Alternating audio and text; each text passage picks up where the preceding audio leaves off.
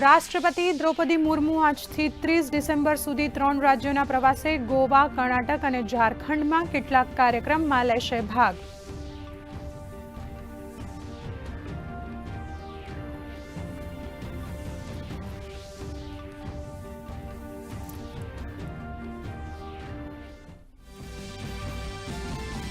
પ્રધાનમંત્રી નરેન્દ્ર મોદી આજે મુખ્ય સચિવોના 5મા રાષ્ટ્રીય સંમેલનની કરશે અધ્યક્ષતા.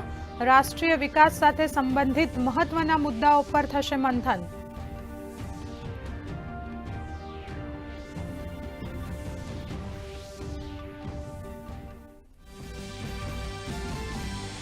ઉત્તર પ્રદેશમાં મતદાતા સૂચિમાં ગહન વિશેષ પુનઃ નિરીક્ષણનું કામ પૂર્ણ. 2.89 લાખ વોટરોના નામ કરવામાં આવ્યા કમી. 31 ડિસેમ્બરના રોજ રજૂ કરવામાં આવશે ડ્રાફ્ટ લિસ્ટ. તો પશ્ચિમ બંગાળમાં SIR પર સુનાવણી શરૂ.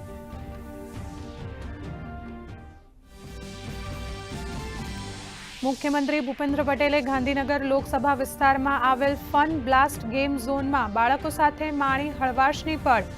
આંગણવાડીના બાળકો માટે ચાલતા મનોરંજન પ્રવાસ અંતર્ગત રમશે બાળક ખીલશે બાળક અભિયાનમાં બાળકો સાથે કર્યો સંવાદ.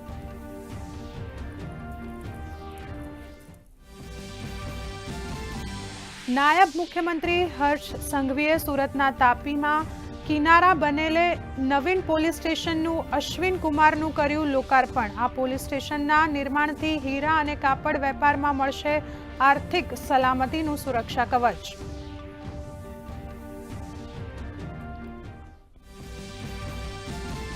રાજ્યના વિકાસમાં મહેસૂલ વિભાગ મહત્વપૂર્ણ ભૂમિકા. મહેસૂલી કાર્યોમાં ડિજિટાઇઝેશનના કારણે આઈ-ઓરા પોર્ટલ પર 17 લાખથી વધુ અરજીઓનો કરાયો નિકાલ.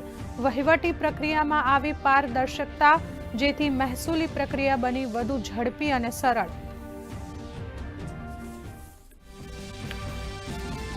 બાંગ્લાદેશમાં ખ્યાતનામ ગાયક જેમ્સના કોન્સર્ટ પર ભીડ દ્વારા કરાયો હુમલો. પથ્થરથી કરાયેલા હુમલામાં 25 લોકો ઘાયલ. તાત્કાલિક અસરથી કોન્સર્ટ કરાયો બંધ.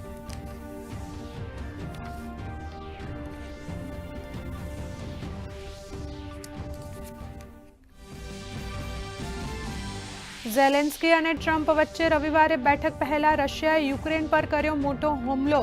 કીવ સહિત અન્ય વિસ્તારોમાં ડ્રોન અને મિસાઇલથી કરવામાં આવ્યા હુમલા.